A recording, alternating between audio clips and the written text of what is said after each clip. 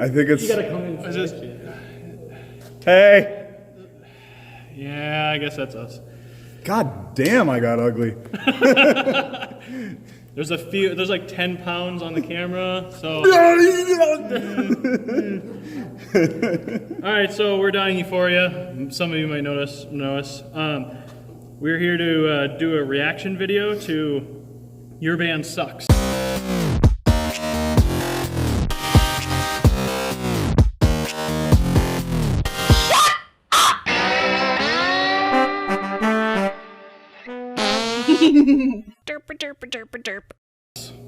Everybody knows we suck. That's our bit. We kind of started this inadvertently just by sucking so bad. So our genre is metal, I guess. That's what it lists as. The title is Dying Euphoria Reunite and Re-Release This Veil of Tears, an 8-year-old single that aged like Macaulay Culkin. I don't know, man. I might get down with Macaulay Culkin. First sentence. Let's start this off right. Well, holy fucking bro down. Oh, wait. Should we introduce Lonic or not? Oh, you just spoiled it! Well, shit! Oh, you were coming in at the end? Yeah, that's kind of what or how do you guys want to do it? Do you want, like... Reset. Well, we're already doing it. Fuck it, let's roll with Is it. this live? We're doing it We're live. live. No. We'll check it in post. recording it. Get it in post. Come on. We'll change it in post. Indeed! Well, holy fucking bro down in leotards, Batman. Get a load of this fairy-ass wannabe tough guy shit. Yeah, that's about right. Dying Euphoria from Minneapolis, Minnesota, where the winters are brutal and metalcore bands are trying to be brutal, but end up singing about heartfelt shit like the donkey that broke their heart when it left them for a real woman who works in the red light district. There should be more punctuation here.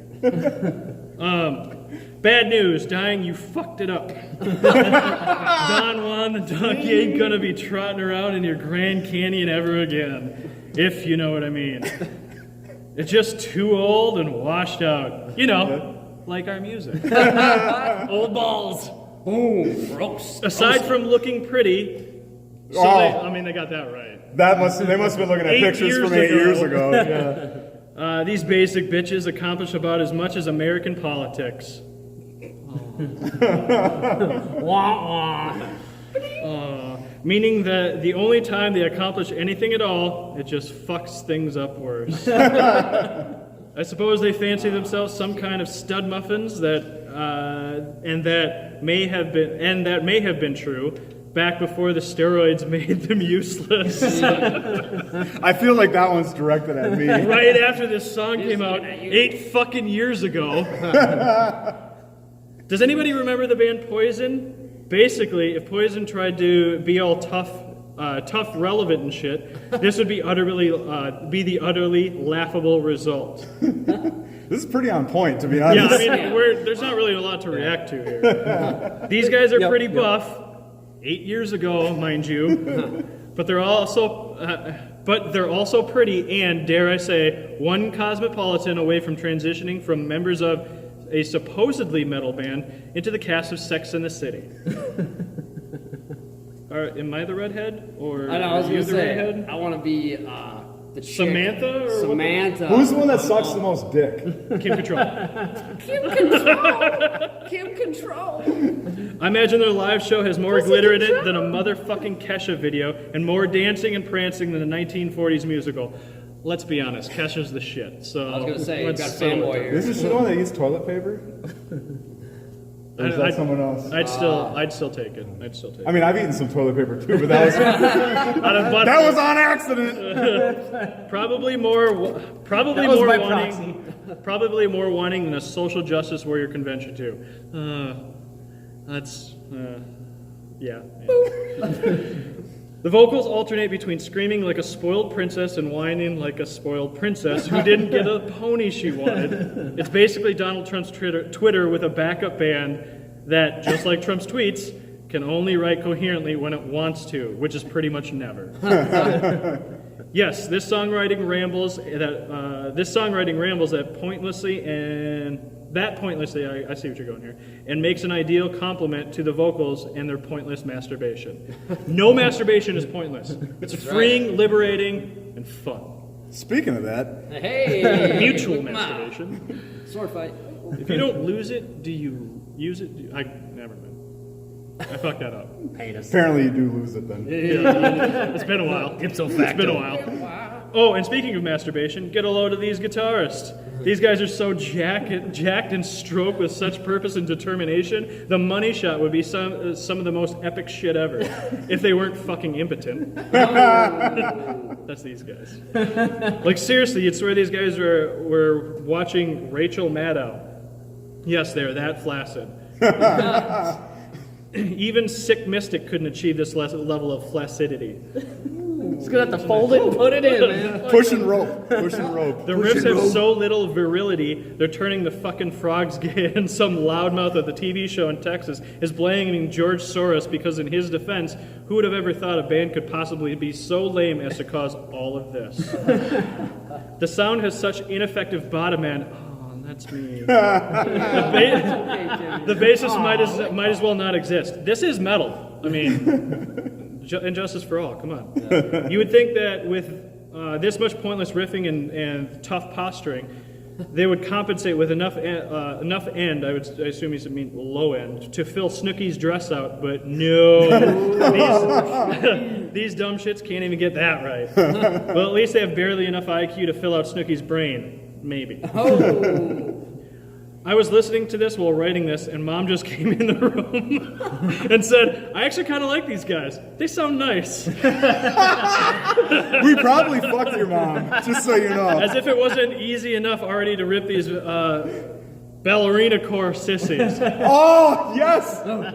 Ballerinacore, you say? That's kind of yes, high. Ballerinacore. Yes. We're taking that. There's a fine line between these guys' jeans and a fucking leotard. I have a leotard underneath this. It keeps everything in, so I don't look that chubby. Spanx. That line gets blurred every time they move into a part with singing, too, I might add. The whole thing is carried by, or carries, drumming that couldn't find energy to open another bag of Doritos, let alone get up off the couch and grab a beer from the fridge. This drumming needs a wife to take care of it,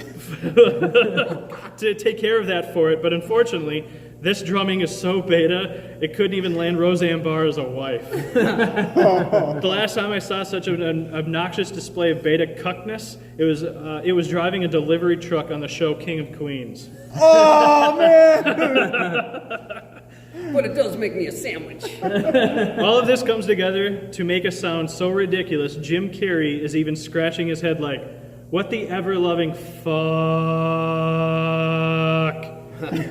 Not only that, but the sound is so weak and full of mommy issues that it wets the bed every time it hits what I presume is supposed to be a breakdown.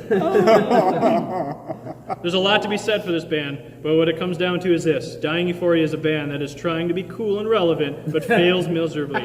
8 fucking years ago. And that's all you really need to know. Yeah. And so there's a little afterthought here. It says, herpes really never goes away. Dying Euphoria returned to the stage and flared up again at the birthday show, honoring the legendary man behind the scenes of Twin Cities rock and metal, Joe Spanbauer. This more resilient strain of Dying Euphoria will be staying around until the members overdose or whatever. The event will be at the Doghouse Bar and Grill, Minneapolis, Minnesota, on May 5th. Regional Nursing Home Refugees 6 and Straight Jacket will also be playing, among others. You can buy tickets from us, though. Yeah, you can. Baby. They come free with the herpes. Or $10. With the herpes. Or both. I just got another flare-up. Speaking of flare-up, we'd like to welcome Oh, hi. Mr. Aaron Lonick. You guys already know him from every band in the cities who needs a metal drummer. Pretty much. That's how it goes. But we'd like to welcome him to this fucking train wreck known as Dying Euphoria version point, I don't know what it is. 3.8. Yeah, It's our 10th 2018. Booty Jams 2018. 10th baby. biannual Dying Euphoria comeback. Of the show. first biannual Yeah. Dying Euphoria comeback, of the second biannual. We just really like to say bye. Speaking of that, bye. Bye.